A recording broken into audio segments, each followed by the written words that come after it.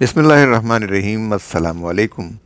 کہی انکہی اور رات نیوز کے ساتھ وجیح احمد صدیقی آپ کی خدمت میں حاضر ہے۔ جسٹس شوکت عزیز صدیقی ایک جرت مند جج تھے جب انہوں نے ان لوگوں کو للکارا جو اپنی آئینی اور قانونی ذمہ داریوں کو پس پش ڈال کر قومی سیاست میں مداخلت کر رہے تھے، اور انہوں نے عدالت کے معاملات میں بھی مداخلت کرنا شروع کی، اور جسٹس شوکت عزیز صدیقی پر بھی ان کے زیر سماعت مقدمات کے فیصلوں کو اپنی مرضی کے مطابق لکھوانے لگے، لیکن ناکام رہے۔ البتہ جسٹس شوکت عزیز کو اسلام آباد ہائی کورٹ سے الگ کرنے میں انہیں کامیابی مل گئی۔ اسلام آباد میں جسٹس شوکت عزیز صدیقی سے ملاقات ہوئی۔ آئیے سنتے ہیں ان کے ساتھ رات نیوز کی گفتگو۔ بغیر کسی لگی لپٹی کے یہ کہتا ہوں کہ 4 لوگ اور ان کے ساتھ جو حواری تھے ان کے، وہ ہمارے قومی مجرم ہیں۔ اس میں میاں ثاقب نثار، آصف سعید کوسہ، قمر جاوید باجوہ اور فیض حمید، اور پلس ظاہر ہے ان کے جو اس وقت کے تھے ساتھی۔ تو ان کو تو کسی بھی لمحے جو ہے وہ طلب کرنا پڑے گا، ان کے خلاف ٹرائل ہونا چاہیے، اور انہوں نے کھلم کھلا جو ہے کانسٹیٹیوشن کو ایبروگیٹ کیا، اور اس لیے ان کے اوپر تو آرٹیکل 6 کے تحت مقدمہ چلنا چاہیے۔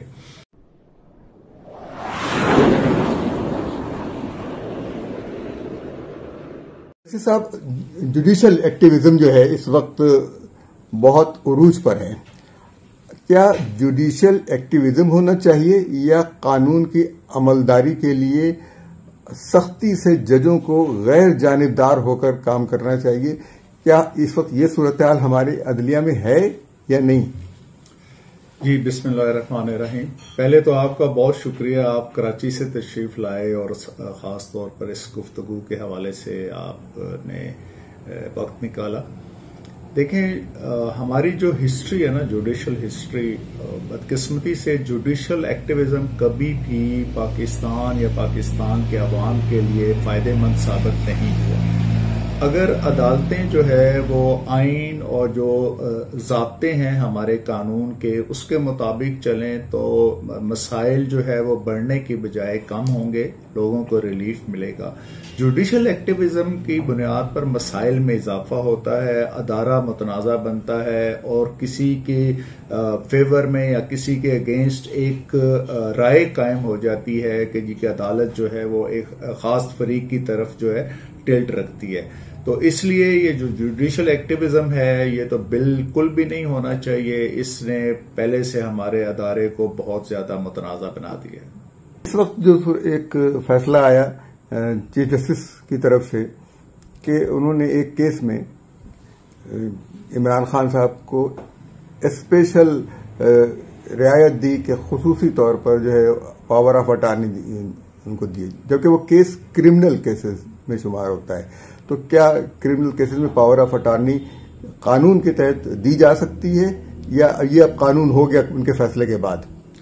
نہیں، جو کرمنل کیسز ہوتے ہیں ان میں تو پاور آف اٹارنی نہیں دی جاتی، وہ تو جو بھی اس میں اختیار کسی حد تک وہ ہوتا ہے وہ وکیل کے پاس ہوتا ہے کہ وہ وکیل ان کے کیس کی پیروی کریں۔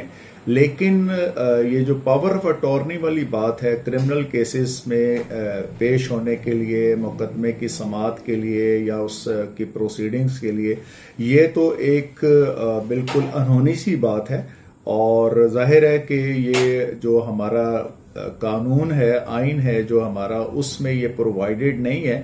اس لیے آن فیس آف اٹ یہ جو ڈسکریشن ایکسرسائز کی ہے محترم چیف جسٹس صاحب نے، اس کو ہم اپنی زبان میں کہتے ہیں کہ آربیٹریری ایکسرسائز آف ڈسکریشن، جو کہ ہماری ججمنٹس کے مطابق الاؤ نہیں ہے۔ اچھا، اب یہ جو کچھ 9 مئی کے واقعات ہوئے، اس سے پہلے بھی آپ جب فوج سیاسی معاملات میں مداخلت کرتی رہی یا کچھ لوگوں کو فیسیلیٹیٹ کرتی رہی، تو اس پر آپ نے ایک نوٹس لیا اور ایک نوٹس قاضی فائز عیسیٰ نے لیا، تو آپ تو شکار ہو گئے اس معاملے کا، اور یوں کہیے کہ آپ اس حوالے سے آپ شہید ہو گئے، اور باقی قاضی فائز عیسیٰ جو ہیں وہ لڑے اور آخر اس مرحلے تک پہنچ گئے ہیں جب چیف جسٹس بن گئے. تو اب جبکہ وہ ریٹائر ہو چکے ہیں جنرل فیض حمید, تو اب ان کو بلایا جائے گا, تو کیا آپ کا موقف درست ثابت ہوا یا آپ کسی حاضر سروس کو نہیں طلب کر سکتے؟ جی الحمدللہ موقف تو میرا 100% درست ثابت ہوا, اور جو مختلف کردار تھے جو اس سازش میں کے مورے تھے, ان کے منہ سے خود یہ بات ادا ہو چکی, وہ مان چکے, اور پھر ہر جو ایونٹ انفولڈ ہوا اس نے میری جو بات کی تصدیق کی.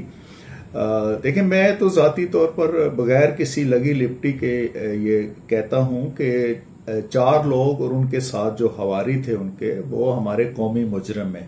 اس میں میاں ثاقب نثار, آصف سعید کھوسہ, قمر جاوید باجوہ اور فیض حمید, اور پلس ظاہر ہے ان کے جو اس وقت کے تھے ساتھی. تو ان کو تو کسی بھی لمحے جو ہے وہ طلب کرنا پڑے گا, ان کے خلاف ٹرائل ہونا چاہیے, اور انہوں نے کھلم کھلا جو ہے کانسٹیٹیوشن کو ایبروگیٹ کیا, اور اس لیے ان کے اوپر تو آرٹیکل 6 کے تحت مقدمہ چلنا چاہیے. اب جہاں تک جنرل فیض حمید صاحب کا تعلق ہے, یہ بیسیکلی تو یہ منظر عام پر آئے اس وقت جب فیض آباد میں حضرت خادم رضوی صاحب مرحوم کا دھرنا تھا. وہ انہوں نے ہی سارا وہ اس کو مطلب آپ یہ کہہ لیں کہ اس کے آرگنائزر یہ خود ہی تھے, اور انہوں نے ہی وہ سب کچھ وہ کیا, مینٹین کیا, سارا supply line this and that every thing جو ہے وہ یہ کر رہے تھے. تو اس میں ہمارے پاس چونکہ وہ راستہ بند ہو گیا تھا 2 شہروں کا, وکلا آ نہیں سکتے تھے, اور لوگوں کا جو ہے گھروں تک محدود ہو گئے تھے, ہمارے پاس مختلف ریٹ پٹیشنز آئیں جس پہ ہم نے وہاں سے آرڈر پاس کیا کہ یہ یہاں سے ہٹایا جائے. وہ کسی حد تک وہ جو اسلام آباد کی انتظامیہ ہے وہ کامیاب بھی ہوگی, لیکن عین مرحلے پر جو رینجرز وہاں پہ تعینات تھے انہوں نے ڈسٹرکٹ ایڈمنسٹریشن کی بات ماننے سے انکار کر دیے تھے. پھر ان دا مین ٹائم وہ کوئی کیس سن رہے تھے محترم قاضی فائز عیسیٰ صاحب, اور ان کے ساتھ سینئر جج تھے محترم بشیر عالم صاحب. تو کسی وکیل صاحب نے وہاں پہ شکایت کی جی کہ وہ راستہ بند ہے, تو میں بڑا پتہ نہیں کدھر سے گھوم کے آیا ہوں اور کیا ہے. تو پھر وہ انہوں نے اس پہ پھر صبح موٹو نوٹس لے لیا تھا. اچھا پھر اب فیض آباد کے اس کے حوالے سے پھر 2 حصے ہو گئے. ایک دھرنے کا حصہ تھا, اس پر پھر میں نے مزید کارروائی نہیں کی کہ سپریم کورٹ اس پہ نوٹس لے چکی ہے, لیکن وہ جو ڈکلریشن والا معاملہ تھا, ایشو تھا, وہ راجہ ظفر الحق صاحب والی رپورٹ وغیرہ تھی, وہ ہم نے کنٹینیو کر کے اس کے اوپر پھر ایک فائنل ججمنٹ دی. سوال یہ ہے جسٹس صاحب کہ جو آج کل میں اسد عمر اور شاہ محمود قریشی کی ضمانت اس لیے منظور ہو گئی کہ وہ موقع واردات پر کہیں موجود نہیں تھے 9 مئی کے واقعات میں, لیکن کیا یہی سہولت عمران خان کو بھی ملے گی کہ وہ موقع واردات میں موجود نہیں تھے, جبکہ کہا الزام یہ ہے کہ اس کی منصوبہ بندی ان لوگوں نے کی؟ تو کیا کسی وجہ سے ان دونوں کو رعایت دی جا رہی ہے اور ان کو نہیں دی جا رہی؟ کیا صورتحال, کیا ایسا یا ضمانت مل سکتی ہے, نہیں مل سکتی؟ دیکھیں اس میں پہلی تو بات یہ ہے کہ عمران صاحب کے حوالے سے کہ ابھی تک تو ان کے کسی کیس میں بحث ہی نہیں ہوئی. وہ ایک اس چیز کو پتہ نہیں ان کے وکلاء اوائڈ کر رہے ہیں یا ان کے کلائنٹ کی انسٹرکشن ہے ایسی.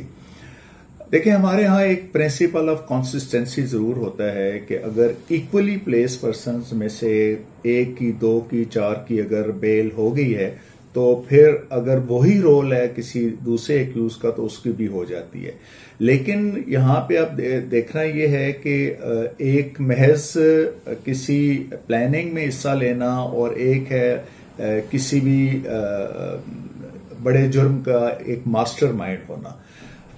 ایلیگیشن کے حساب سے عمران خان صاحب کے اوپر ذرا جو الزام ہے اس کی نوعیت اسد عمر صاحب اور شاہ محمود قریشی صاحب کے اوپر الزام کی نسبت ذرا بڑی ہے. لیکن اگر کورٹ یہ سمجھے کہ نہیں بادی نظر میں اس وقت کوئی ایسا میٹیریل نہیں ہے جو اسٹیبلش کر سکے ان کا لنک اس جرم کے ساتھ کر سکے اور پری ارسٹ بیل کے لیے ایک بیسک جو انگریڈینٹ ہوتا ہے وہ ہوتا ہے کہ registration of case with malafide intention. اگر کوئی میلافائڈی وہ بادی و نظر میں کوئی ثابت کر پاتے ہیں تو ان کی بھی بیل ہو جائے گی. نواز شریف صاحب کی واپسی میں یہ رکاوٹ تھی کہ وہ نااہل تھے اور ان کے خلاف بہت سارے کیسز بھی بنے ہوئے تھے. تو اب وہ نااہلی کا عرصہ تو ختم ہو گیا اور ان کی شاید مدت بھی پوری ہو گئی. تو کیا ان کے لیے اب راہ ہموار ہے یا ابھی بھی ان کے لیے کوئی رکاوٹ موجود ہے قانونی طور پر؟ وجی صاحب، اس میں میری جو ایک رائے ہے وہ تو یہ ہے کہ ظاہر پاکستان آنے پر تو ان کے کوئی پابندی نہیں ہے، لیکن ظاہر ہے یہاں سے وہ اپنے آپ کو اسی پوزیشن پر لے کے آئیں گے جس پوزیشن پر وہ پاکستان سے باہر گئے تھے. یعنی کہ جو مقدمات اس وقت ان کے چل رہے تھے وہ اسی کی سچویشن میں آئیں گے. اور ظاہر ہے وہ بیل پر تھے، وہ کورٹ کے سامنے ان کو سرنڈر کرنا پڑے گا، اپنی بیل کی ریسٹوریشن سیک کرنی پڑے گی. لیکن یہ جو ڈسکوالیفیکیشن کی مدت والا معاملہ ہے نا سر، یہ اس طرح اتنا یہ آسان نہیں ہے، کیونکہ اگر آرٹیکل 63(a) پہ ہم اگر جائیں تو اس میں گو مدت کا تعین نہیں ہے، لیکن سپریم کورٹ کی ایک ججمنٹ ہے جس میں انہوں نے اس کو لائف ٹائم کیا ہوا ہے. اب یا تو 2/3 اکثریت کے ساتھ آئین میں ترمیم کی جائے اور اس آرٹیکل میں یہ ایک مدت کا تعین کر دیا جائے اور ساتھ پھر اس کے ریٹروسپیکٹو ایفیکٹ کا ہو، پھر تو بات بن سکتی ہے.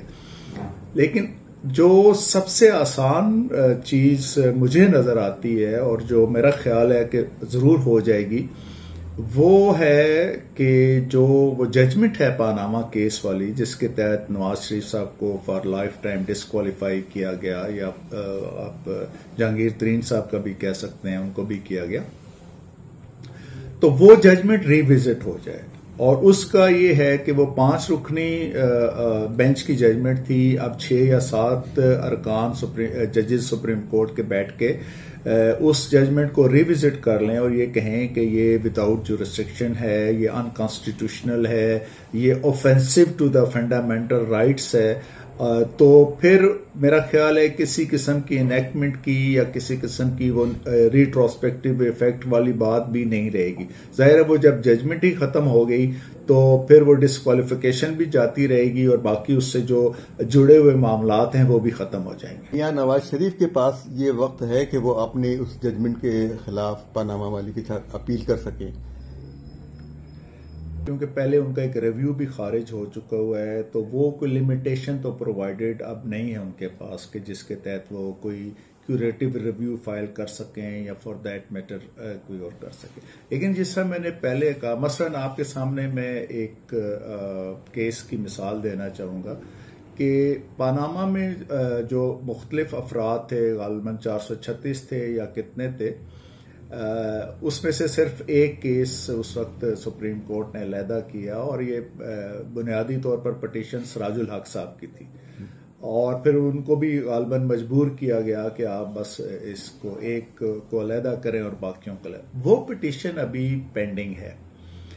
ہو سکتا ہے اس کیس کی سماعت میں ہی سپریم کورٹ کا لارجر بینچ یہ کہہ دے کہ یہ سپریم کورٹ کے دائرہ اختیار میں نہیں آتا، یہ جو متعلقہ جو فورمز ہیں جو اس سارے چیزوں کے حوالے سے بنے ہوئے ہیں، تو اس میں یہ معاملے کو لے کر جایا جائے، اور اس سے پہلے جو سپریم کورٹ نے وہ ججمنٹ دی ہے وہ بھی غلط ہے.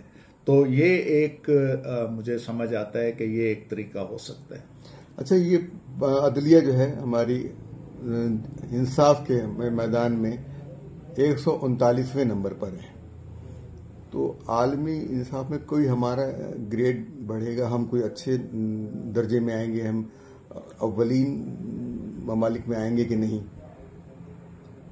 وزیر صاحب، یہ بدقسمتی ہے. اور دیکھیں، جب ملک کے چیف جسٹس کی ترجیح ڈیم فنڈ اکٹھا کرنا اور آبادی کو کنٹرول کرنے کے لیے اپنی توانائیاں اور پیسے خرچ کرنا ہے، تو یہ بھی غنیمت ہے کہ ہم 139 پہ ہیں، شاید ہمیں باٹم لائن پہ ہونا چاہیے.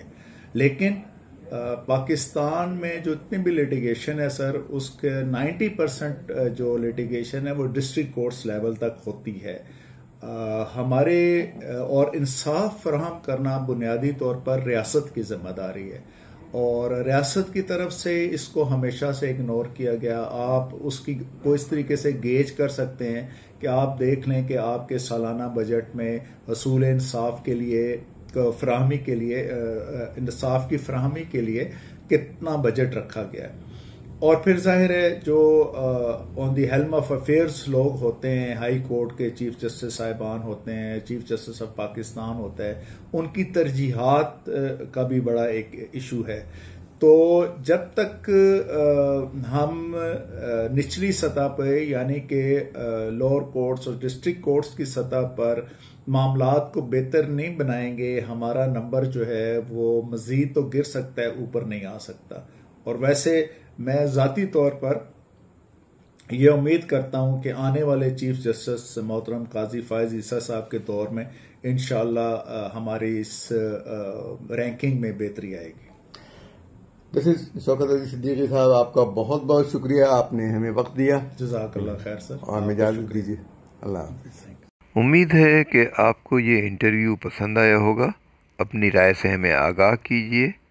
ہمارے یوٹیوب چینل کو لائک کیجیے، سبسکرائب کیجیے اور دوسروں تک بھی اس کو پہنچائیے. اب ہمیں اجازت دیجیے. اللہ حافظ.